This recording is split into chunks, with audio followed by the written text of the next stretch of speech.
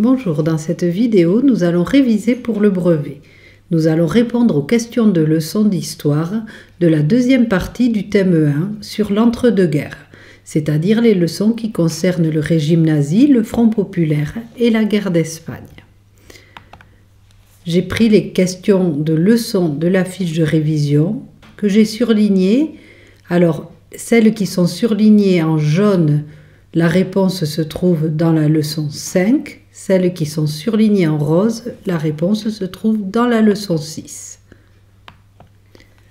Commençons par donner un exemple de moyen d'endoctrinement de la population allemande par les nazis. L'exemple qu'on a vu en classe, ce sont les jeunesses hitlériennes. Je vous rappelle que le mot « endoctriner » veut dire imposer une façon de penser.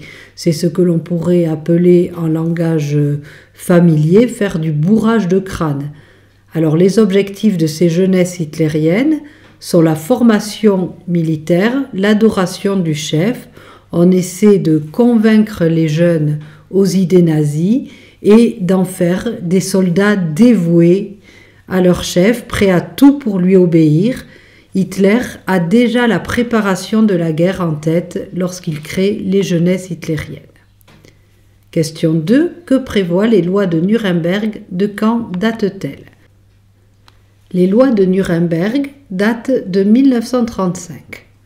Elles excluent les Juifs de la société en leur interdisant de se marier avec des Allemands. On leur interdit également certaines professions où ils peuvent avoir une influence sur les autres, et on leur retire la citoyenneté allemande. Ils ne font plus partie de la nation. Ce sont donc des lois antisémites.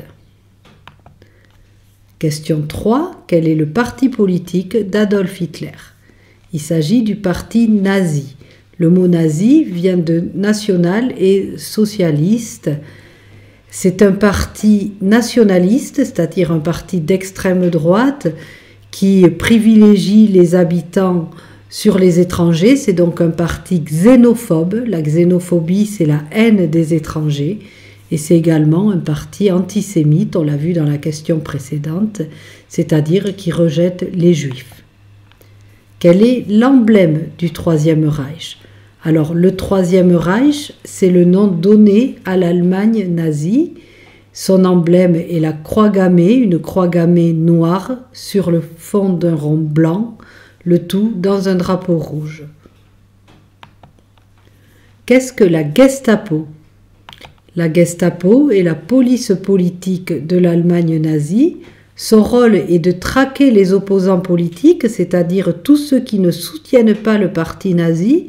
Pendant la Seconde Guerre mondiale, elle va traquer également les résistants qui s'opposent à la politique de l'Allemagne nazie. Elle est devenue le symbole de la brutalité. Alors, question suivante, qu'est-ce que l'Anschluss? L'Anschluss est l'annexion de l'Autriche par l'Allemagne nazie pour ne former qu'un seul pays. Dans cette carte postale de propagande, on voit que le territoire autrichien est relié au territoire allemand.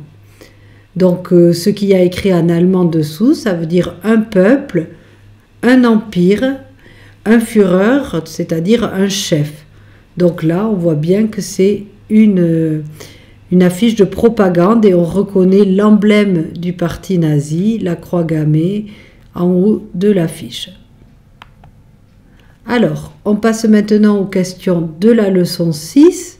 Citer les 3 partis politiques qui composent le Front populaire et nommer un de ses dirigeants. Donc le Front populaire rassemble des radicaux, des socialistes et des communistes, c'est-à-dire des partis du centre et de la gauche. Léon Blum est un de ses dirigeants.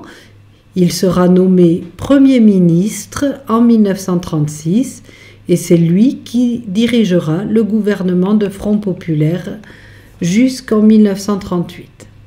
Citer 2 lois sociales décidées par le Front populaire.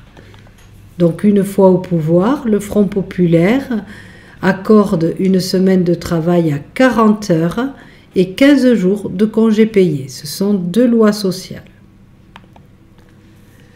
Quels sont les deux camps qui s'opposent lors de la guerre d'Espagne? Alors pendant la guerre d'Espagne, il y a les nationalistes de Franco, Franco qui deviendra ensuite, après sa victoire lors de la guerre civile, dictateur de l'Espagne jusqu'en 1975. Et contre ces nationalistes, ce sont les républicains du Frente Popular.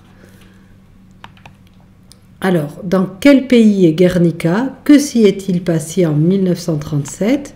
Alors, Guernica, qui a été représenté par le peintre Pablo Picasso, dont je vous ai mis une représentation. Alors, cette ville se trouve en Espagne, dans le Pays Basque, et en 1937, ce sont des avions envoyés par l'Allemagne nazie pour soutenir les nationalistes de Franco qui ont bombardé la ville. Voilà, j'espère que ces réponses vous auront aidé à bien comprendre ces deux leçons. Je vous souhaite de bonnes révisions. À bientôt.